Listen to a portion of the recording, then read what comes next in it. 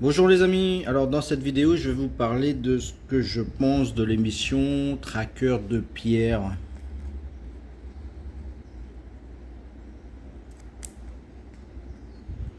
Traqueur de pierre ou de gemmes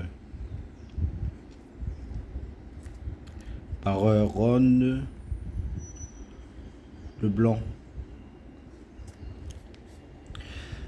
Alors dans cette émission, moi ce que j'aime bien, c'est que ça reflète assez bien la réalité du terrain. C'est-à-dire la complexité à trouver des gemmes, tous les frais qui sont engrangés dans cette recherche et les types de négociations et aussi certains types d'arnaques. Notamment, on le voit par exemple quand il cherche le rubis de sang de pigeon en Birmanie là. Ou est-ce qu'au début il va voir des gens qui lui présentent un gros bloc et il y a son gémologue là qui lui dit attention c'est bizarre. Puis il voit que les mecs en fait ils essayent de l'arnaquer. Mais à la fin les mecs là en fait c'est eux qui lui présentent la plus belle pierre je crois. Si je m'en souviens bien, qu'il achète. Après, des fois, par rapport que c'est un documentaire, que c'est quelque chose qui est filmé, tout ça, donc il y a certaines choses qui sont embellies. Notamment peut-être les prix, la manière qu'il a de négocier. Je pense qu'il y a des arrangements qui sont faits en off pour permettre de rendre quand même les choses assez idylliques. Voilà. Après, l'avantage que dans ce documentaire de Rod Leblanc, c'est que lui, en fait, il est missionné. Ça veut dire qu'il y a un investisseur.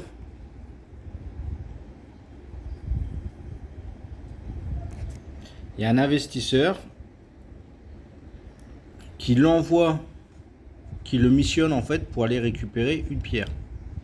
En fait, pour qu'il lui récupère une pierre.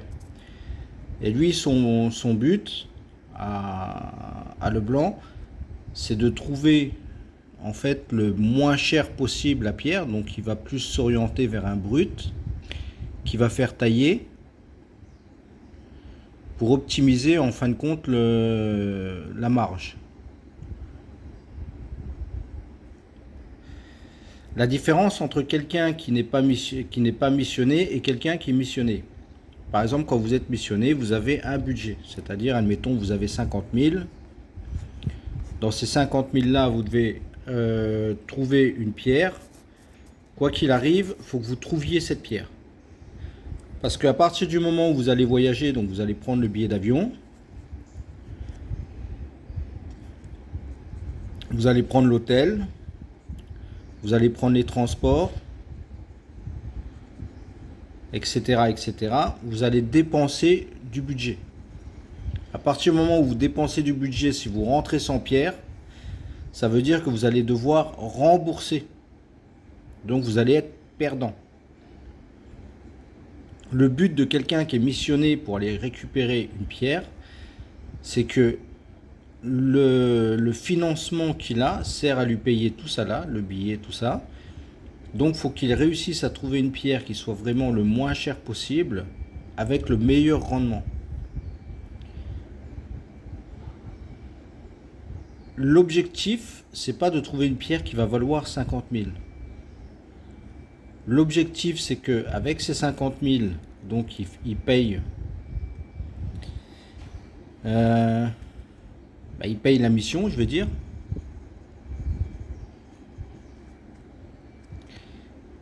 Il prend sa marge.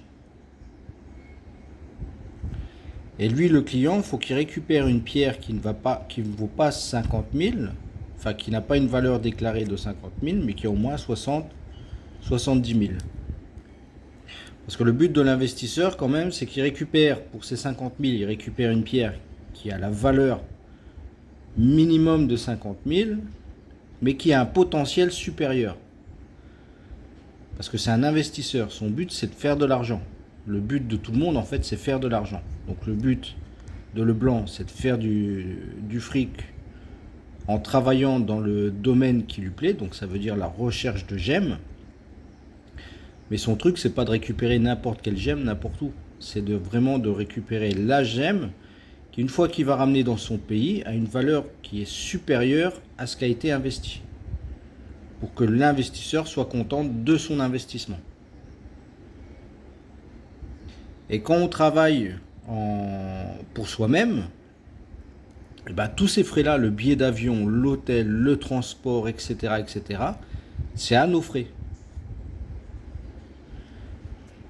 Donc ça veut dire que nous, on paye le billet d'avion, on paye le transport, on paye l'hôtel, etc., on paye tout. Ensuite, on achète des pierres.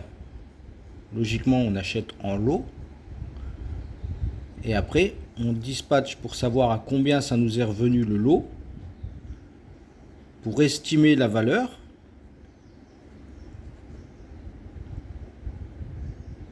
Et après, on regarde si ce qu'on a pu trouver a une valeur qui permet d'avoir un certain rendement, ou si au contraire on a de la valeur qui dévalue l'investissement. C'est-à-dire qu'on a travaillé à perte. Ça, c'est des choses qui arrivent, hein. Bien entendu, que ce soit dans une émission, dans un documentaire ou n'importe où, les gens ne vous parlent jamais des pertes. Les pertes, ça arrive. Tout investisseur, toute personne qui va investir dans un projet, dans quelque chose, peut perdre de l'argent. Et logiquement, quand on perd beaucoup plus que ce qu'on gagne. Ça, faut vous dire, c'est le risque à prendre. Un investisseur prend ce risque. Un investisseur prend le risque, en investissant de l'argent, de perdre cet investissement. Et lui, le risque de le blanc, quand il travaille avec un investisseur, c'est de ne pas trouver C'est pour ça que dans les documentaires, à chaque fois, il est en stress quand il ne trouve pas la pierre qu'il a besoin. Parce que automatiquement, tout ce qu'il a dépensé, il sera obligé de le rembourser. Donc ce sera de la perte financière pour lui. Mais sinon ça, le documentaire, il est bien, je trouve, il est bien ficelé, il est bien présenté. On voit bien tout ce qui est, qu'on arrive dans le pays, faire le change des devises. Des fois, c'est bien de travailler en dollars, parce qu'il y a certains pays, en fait, quand vous achetez des pierres d'une certaine valeur, le pays ne prend pas la devise locale, mais prend soit du dollar, soit de la livre sterling ou de l'euro. Mais ils ne prennent pas la devise locale. Ça, c'est un truc aussi qu'il faut savoir. Parce que dans le documentaire, en fait, ils sont beaucoup focalisés sur la recherche de la gemme, mais ils ne sont pas focalisés sur les dépenses qui va à côté. Et ce que je trouve aussi, là où je dis qu'il y a peut-être des accords, c'est au niveau des négociations. Quand il fait les transactions, il fait les négociations en off. Parce qu'en fait, le blanc, là, dans le document, donc quand il fait le documentaire, donc lui, il est rémunéré donc déjà par son investisseur. Il est rémunéré par ceux qui font le documentaire. Donc ça veut dire, lui, il est gagnant.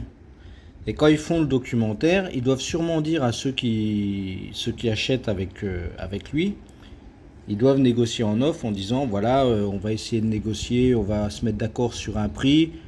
Peut-être qu'ils vont se mettre d'accord sur un prix, mais ils vont payer un peu plus cher après en off.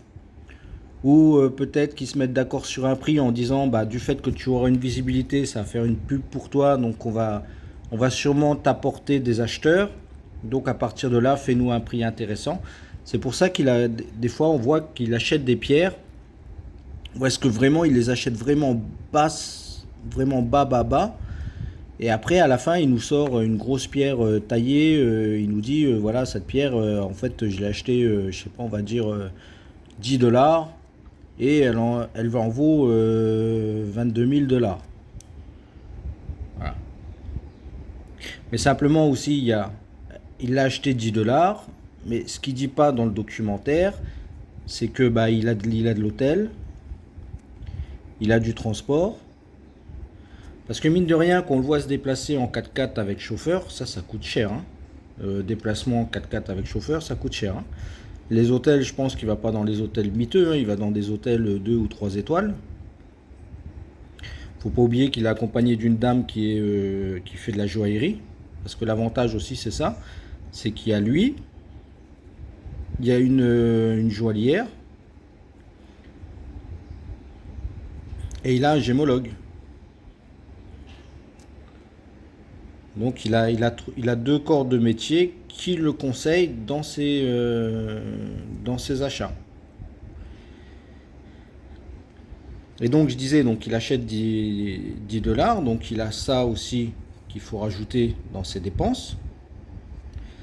Il a les taxes qu'il n'explique pas non plus comment il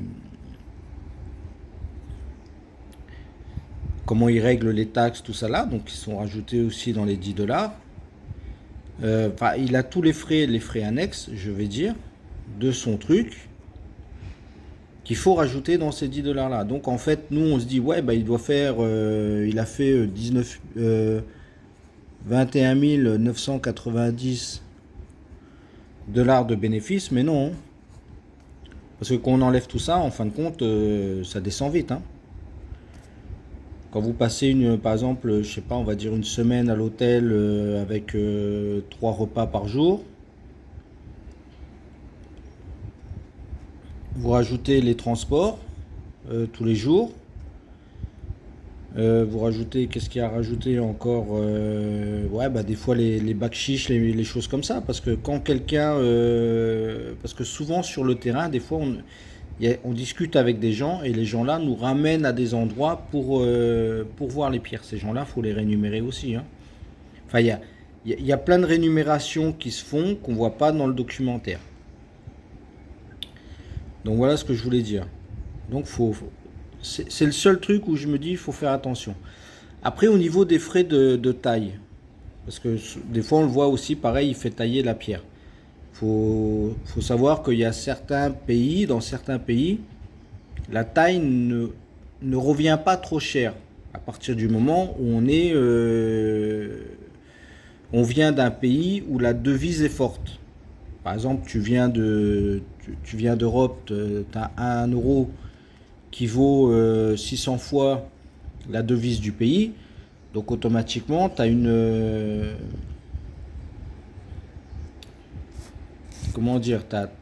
t'as une valeur monétaire qui est 600 fois supérieure à celle du pays. Donc si tu vas voir un lapidaire qui travaille en freelance, tu vas payer entre guillemets 600 fois moins cher que si tu le fais en France. On va dire un truc qui coûte en France, tu vas faire tailler une pierre, tu vas peut-être en avoir pour 1200 selon la pierre que tu vas faire. Hein, ça c'est un prix que je mets comme ça, hein, c'est juste pour donner une idée. Et dans le pays, si tu l'as fait tailler dans le pays où tu as acheté la pierre, tu vas peut-être payer 150. Voilà, le truc il est là en fait. Faut vraiment rentabiliser le voyage au maximum. Moi, par exemple, quand je voyage, quand je vais chercher des pierres, moi, je suis pas aux hôtels 3 étoiles. Hein. Des fois, je suis dans les petits hôtels où tu as l'hôtel qui est là et tu as le chiotte qui est en dehors, tu vois. Le chiotte, c'est une petite cabane en bois avec un trou dedans et puis tu fais tes besoins à la turque, on va dire, quoi. Tu vois, c'est des chambres à peut-être 10 euros la nuit. Après, tu as les hôtels un peu plus luxueux où tu seras plus dans les 75 ou 125 euros la nuit. Après, tu as des hôtels encore plus luxueux où tu vas monter à 500, 600, 1000, etc., etc. Mais dis-toi que si tu passes une semaine, 7 jours dans un hôtel à 500, ça te fait 3500 la semaine. Tandis que tu passes une semaine dans un hôtel à 10 euros, ça te fait 70 euros la semaine. Tu vois? Les transports, c'est pareil. Des fois, tu prends le 4x4 pour aller plus vite, ou des fois, tu prends les taxis locaux. Par exemple, il y a une ville qui va de là à là. Donc soit tu prends ce qu'on appelle les taxis brousse, soit tu prends le 4x4 privé. L'avantage entre les deux, c'est que celui-là, il va mettre peut-être 4 heures à faire ce trajet-là. Tu vas payer, je sais pas, 400 balles. Et là, tu vas mettre 10 heures. Mais tu vas payer 10 euros. Là, tu vas être à l'aise dans le 4x4, on va dire 5 places où tu vas être à 3 dedans. Là, tu vas être dans un taxi où est-ce que tu as 20 places, mais tu vas être 25 dedans. Là, tu n'auras pas de panne, tu n'auras rien du tout. Ici, tu vas avoir des pannes, tu vas avoir enfin, les embrouilles qu'il y a dans les... tu regardes les routes de l'impossible, bah, tu as tous ces petits problèmes-là sur la route. Voilà. Mais tu limites tes frais. Donc, automatiquement, quand tu rentres avec tes pierres, eh ben, tu peux te permettre de les faire relativement moins cher qu'une personne qui va prendre un 4x4. Voilà. Voilà comment tu peux limiter des frais quand tu vas en déplacement à l'étranger récupérer des pierres pour avoir un prix un peu meilleur